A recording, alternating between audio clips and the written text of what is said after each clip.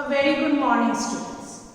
Children, as you know, we had studied about different tenses. Tenses means time. The sentences or the verbs that show you things that are completed, the action completed in the past is called past tense. The verbs that denote that the action is completed in present, or even if it is not completed, it is going on in present, is called present tense. And the action or the verbs or things to be done in future, in maybe afterwards, is called future tense. So as we have studied these three tenses, let us now, children, do an exercise which is given in your workbook, and workbook page number 51. In your workbook page number 51, and it is exercise number C1. Underline the verb and write the tenses. Very easy. You have to find out the verb first, underline them and write which tenses they are. Either simple past tense, simple future tense, or simple present tense. Past, present, future. Simple past, simple present, simple future. But since I don't have so much space to write simple past tense, simple present tense, simple future tense, I will just write present, past and future. And that also you can also write in your workbook in a similar way. The first sentence, a sparrow's chirp broke the silence. You understand by sparrow's chirp? The noise, the sound made by the sparrow. Okay, these birds, we say birds chirp, chirp, they make the sound, that is chirping of the bird. So, sparrow's chirp broke the silence. Here, the verb we have to underline is broke. This is your verb, broke. Broke is the past tense of break. So, you can understand it is in past tense. Simple past tense. Here I will write past.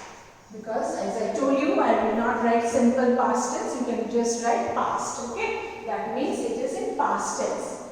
It is not a fairy tale. Now, which is a verb here? Here we have a helping verb. As I have told you before, that am, is, are, was, were, has, had, do, does, did. Okay, has, had, then we have will, would, shall, should, can, could. All these are helping verbs. Okay, so here is your verb, because we don't have any other main verb here. As we have main verb here, broke, but here there is no main verb. We have only helping verb. But a sentence is never completed without a verb. A sentence has to have a verb. Either it will be a helping verb or a main verb. So here the verb is, and as you know, is present tense, simple present. Like he is a boy or she is a girl. In this also you can see it is, or I am a woman. So in this way they are all simple present tense. So here I will write present.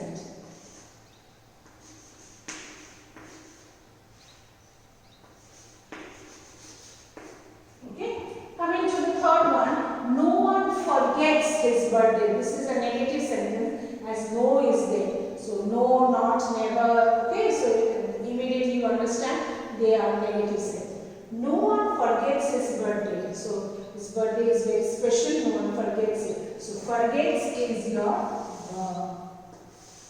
okay, and as you can see, forget is the present form of the verb, because here one is there. One means singular. If singular subject, we put s with the verb, so it is also present tense.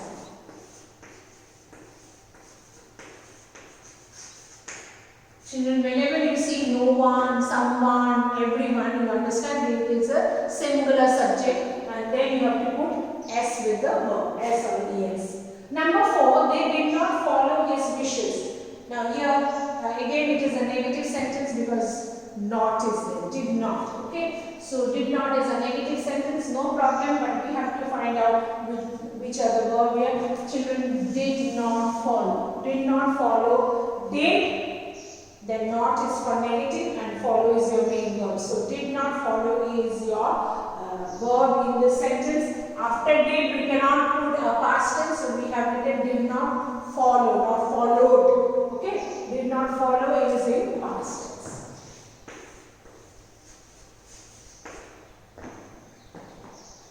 Children, coming to the fifth one, who spoke just now? It is an interrogative sentence. Now we have to find out the verb here. Who spoke just now? Spoke.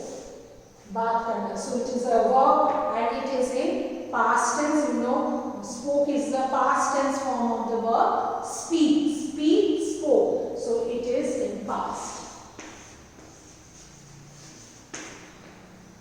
Coming to the sixth one, children, the class stood when the teacher entered. Now, as you can see, there are two verbs in this sentence. The class stood, past tense of stand.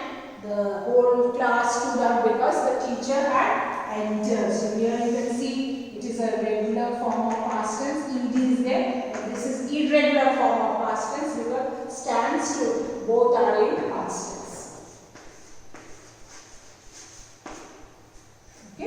Coming to the seventh one, children, the compass guides the sailors. Okay, you know that this compass is a type of instrument used by the sailors in the sea to find out the directions. Okay, the compass guides the sailor. So, which is the verb here? It is guides. And as compass is singular in this sentence, so we have used S, guides, and that is in present. Children, coming to the eighth one, do not use your pen to draw lines. Again, you can see it is a negative sentence. It is actually an imperative sentence because you are giving some, instruction. Do not use your pen to draw the line. Which is the verb here, children? Do not use. Okay? Do not use because you have taken as you. Subject is actually, the subject here is not written. As I had told you in imperative sentences like close the door, stand up. You don't say you stand up, you close the door. Okay, it is not mentioned, but it is considered as you. So with you we cannot write S, so it is do not does not. Do not use. So this you can see do not is in present tense, so we write that. Children, so do not use your pen to draw line. Even draw line, to draw line is your verb to draw. Okay, so that is also your verb. So these are your verbs. Underline the verbs and write present tense and past tense. Here we have no future tense. Okay, so this is all about this exercise. Do it in your workbook. Thank you.